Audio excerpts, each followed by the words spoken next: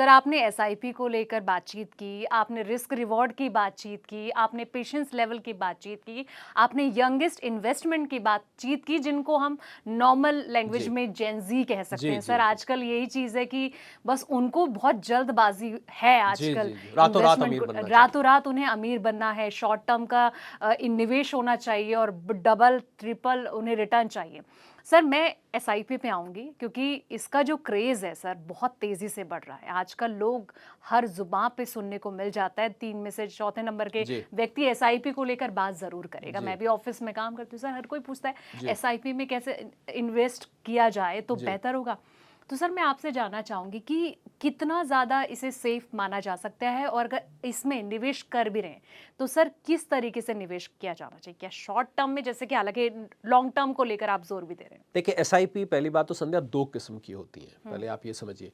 एक तो एसआईपी वो होती है जिसका आप ज़िक्र कर रही हैं, जो आपने एक एएमसी म्यूचुअल फंड कंपनी चलाती है, हर महीने या जब भी आपने फ्रीक्वेंसी सेट की हुई है, आपकी सैलरी अकाउंट में से आपके बैंक अकाउंट से पैसा कटता जाता है, वो वहाँ इकट्ठा होता जाता है। एक एसआईपी और होती है, जो शायद पता नहीं, मुझे नहीं पता आपने पहले किसी अपने कार्यक्रम में ज़िक्र किया है कि नहीं किया। अगर नहीं किया है तो मैं ज़िक्र कर देता हूँ, किया होगा तो दोबारा सुनने में भी कोई हर्ज नहीं। उस एसआईपी को मैं कहता हूं कि आप शेयर मार्केट में अगर डायरेक्ट भी इन्वेस्ट कर रहे हैं तो उसको भी आप तोड़ तोड़ के करिए।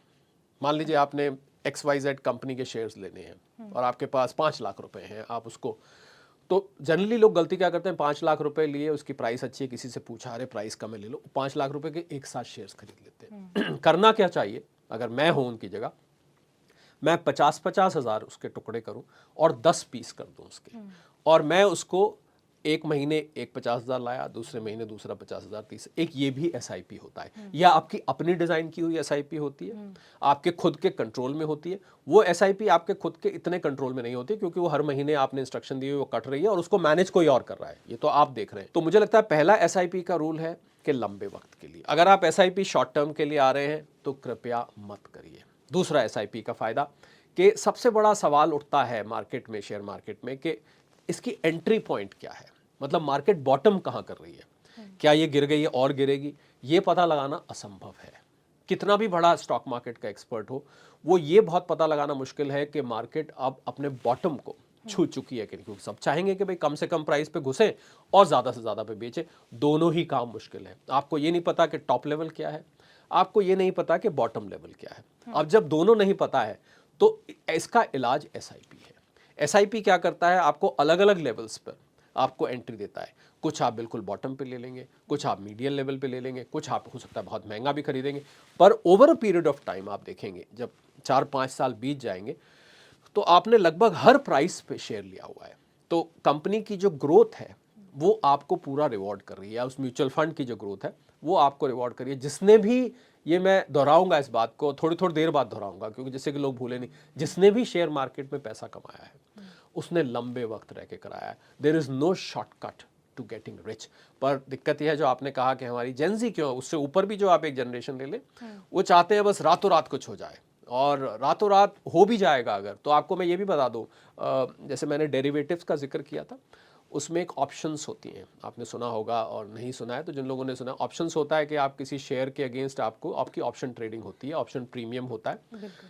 आप मानेंगे नहीं मेरी बात को, हुँ, कि पता नहीं, जिन लोगों ने नहीं किया वो नहीं मानेंगे, जिन्होंने किया है, आपने मान लीजिए 20,000 रुपये लगाया ऑप्शंस के, आपने कुछ लॉट खरीदे। हुँ, ऐसा भी हो सकता है संध्या, ध्यान दीजिएगा इस बात पे, आपने 10:15 पर 20,000 रुपये लगाए, हुँ, 10:25 पर आपके 20 के 40 हो जाएंगे। हुँ, अब वो व्यक्ति क्या होगा कि 40,000 तो कमा लिए उसने, 20,000 10 मिनट में कमा लिए, पर वो क्या करेगा आपके साथ, वो आपको, एक तो जो आप काम कर रहे हैं, नौकरी कर रहे हैं, उसमें से आपका इंटरेस्ट फीका पड़ जाएगा, क्योंकि भाई महीना भर लगा के अगर मैं कमा रहा हूँ 50,000 लाख रुपए, ये तो मैंने 10 मिनट में उसको लगा, यार ये तो बड़ा अच्छा है, मैं सुबह से शाम तक लगा रहता हूँ, लगी रहती हूँ, इतनी मेहनत करती हूँ, ये तो बड़ा अच्छा है, पैसा ही कमाना है ना जाके, तो ये तो मैं कितने रुपए कमा सकती हूँ।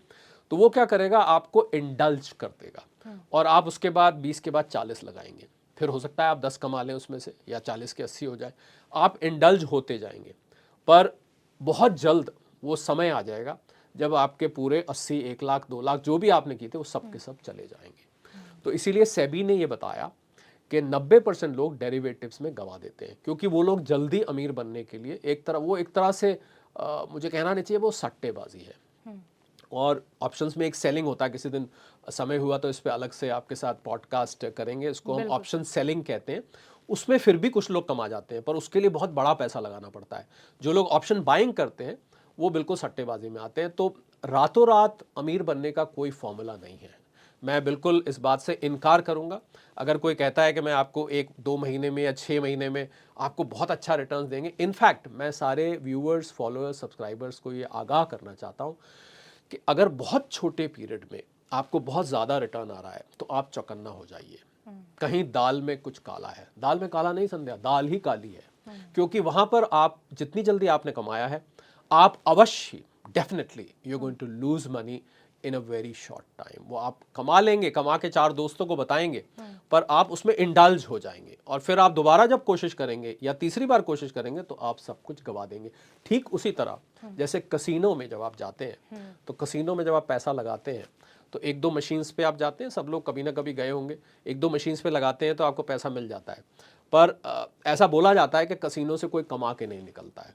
तो कुछ कुछ वो कसिनो बन जाता है अगर आप उसमें स्पेकुलेशन कर रहे हैं तो स्टॉक मार्केट में स्पेकुलेशन की जगह आप निवेशक बनकर आइए और लंबे वक्त रहिए। तो ये जो आपने पूछा था मेरे से एसआईपी का, पहला लंबे टाइम तक रहिए, दूसरा आपकी एवरेज आउट हो जाएगा, तीसरा आपको एक साथ पैसा नहीं निकालना पड़ेगा। तो आपका जो बजट है, जो आप घर का खर्च करते हैं, अपने ऊपर खर्च करते हैं, उसमें थोड़ा थोड़ा हिस्सा वो जाता रहेगा और धीरे धीरे करके आपकी कैपिटल बनती जाएगी। और उसको उसकी भी एनएवी जो होती है, जिसको हम नेट एसेट वैल्यू कहते हैं, उसको भी बार बार मत देखिए। हाँ, ये ज़रूर देखिए कि आपका जो फंड है वो कैसा कर रहा है। पर इसमें भी आपने देखा होगा, जब आप म्यूचुअल फंड में निवेश करते हैं तो एक जल्दी से लाइन बोली जाती है, mutual funds are subject to market. आपने सुना होगा, एक लाइन बहुत जल्दी से बोली जाती है। वो लाइन जल्दी तो बोली जाती है पर होती बहुत काम की है। अगर किसी वजह से संध्या मार्केट कोई ड्रास्टिक कुछ हो जाता है और मार्केट गिर जाती है तो आपकी एनएवी भी गिर सकती है। तो एसआईपी में भी, म्यूचुअल फंड में भी आपको तैयार रहना है, क्योंकि आप इतना बड़ा रिटर्न ले रहे हैं। आप 20%, 22%, 15%, 30% आप बैंक से और नॉर्मल रिटर्न से ज़्यादा ले रहे हैं। तो जब भी आप ज़्यादा रिटर्न लेंगे, आप रिस्क के लिए तैयार रहिए। पर फिर मैं इसके साथ ये जोड़ना चाहूँगा कि अगर लंबे वक्त के लिए है तो लॉस का चांस कम हो जाता है। कम ही नहीं, बहुत, जितना लंबा वक्त आप रहेंगे उतना कम आपका लॉस का चांस बच जाएगा।